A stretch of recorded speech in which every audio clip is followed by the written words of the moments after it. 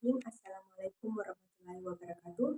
Perkenalkan, nama saya Vika Fibrianti dengan NIM A21010007. Baik, pertama-tama yang saya hormati Ibu Dekan, mohon maaf saya sebutkan namanya, Ibu Wardah Said SH.MH selaku dosen pengampu hukum pajak di semester 4. Baik, untuk mengefisienkan waktu yang ada, saya akan menjawab beberapa pertanyaan yang diberikan oleh saya.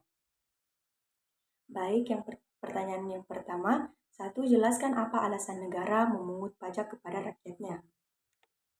Alasan pajak wajib dipungut untuk mendorong pertumbuhan dan pembangunan ekonomi sebuah negara. Dengan pemungutan pajak, pemerintah bisa mendapatkan sumber pendanaan yang berkelanjutan untuk program sosial dan investasi publik. Pertanyaan selanjutnya, nomor 2, bagaimana menurut Anda penerapan pajak yang ada di Indonesia dan manfaat apa yang Anda sudah rasakan terhadap berlakunya pungutan pajak? Di Indonesia, perpajakan diatur dalam Undang-Undang Nomor 7 Tahun 2021 tentang harmonisasi peraturan pajak. Di satu sisi, aturan bisa memaksa wajib pajak untuk membayarkan pajak sesuai dengan ketentuan. Di sisi lain, wajib pajak tidak diperlakukan semena-mena serta memiliki hak banding, gugatan, dan lain-lain. Manfaat pajak yang sudah saya rasakan ialah pemerintah membiayai anggaran belanja negara dan berguna untuk kepentingan bersama.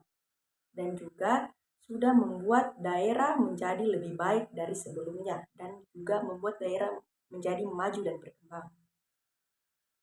Pertanyaan yang ketiga, jelaskan kegunaan fungsi pajak. Kegunaan fungsi pajak yang pertama, anggaran budgeting. Hal ini berkaitan dengan tugas utama negara untuk melakukan pembangunan seperti menyediakan fasilitas pendidikan, kesehatan, infrastruktur, dan pelayanan publik lainnya. Kemudian, fungsi pengaturan relugen.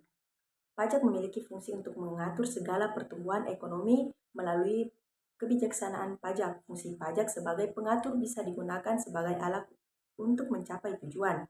Kemudian ada pun yang ketiga, fungsi stabilitas. Fungsi pajak sebagai stabilitas artinya pemerintah memiliki dana untuk menjalankan kebijakan yang berhubungan dengan stabilitas harga, sehingga inflasi bisa dikembalikan dengan cara mengatur peredaran uang di masyarakat, pemungutan pajak, serta yang efektif dan efisien. Kemudian yang keempat, fungsi retribusi pendapatan. Fungsi pajak retribusi pendapatan adalah pajak yang sudah dipungut oleh negara.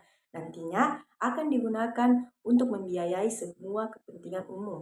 Fungsi pajak ini termasuk juga untuk membiayai pembangunan yang tujuannya agar membuka kesempatan bekerja kepada seseorang dengan harapan bisa meningkatkan pendapatan masyarakat setempat.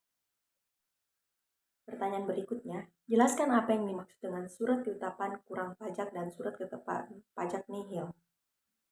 Baik, dalam Undang-Undang Republik Indonesia Nomor 16 Tahun 2009, SK-PWKB adalah surat yang menentukan besarnya jumlah pokok pajak, jumlah kredit pajak, jumlah kekurangan pembayaran pokok pajak, besarnya sanksi administrasi, serta jumlah pajak yang masih harus dibayar.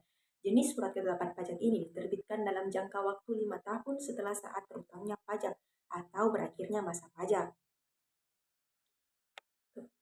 Kemudian, SKPN adalah surat ketetapan pajak yang menentukan jumlah pokok pajak sama besarnya dengan jumlah kredit pajak atau pajak tidak terutang dan tidak ada kredit pajak. SKPN diterbitkan setelah Ditjen Pajak melakukan pemeriksaan surat pemberitahuan. Ya. Soal yang terakhir, apakah seseorang berpenghasilan besar dan kecil dapat berlakukan pajak yang sama? Para pekerja yang berpenghasilan kecil ini tidak dikenakan pajak dikarenakan pemerintah tidak mengubah batas penghasilan dan tidak kena pajak atau PTKP. Saat ini masih tetap berjumlah 4,5 juta per bulan atau setara 54 juta per tahun. Artinya yang dikenakan pajak adalah penghasilan di atas PTKP tersebut. Baik, itulah pemaparan hasil materi saya. Lebih dan kurangnya mohon maaf. Billahi taufiq wal hidayah. Wassalamualaikum warahmatullahi wabarakatuh.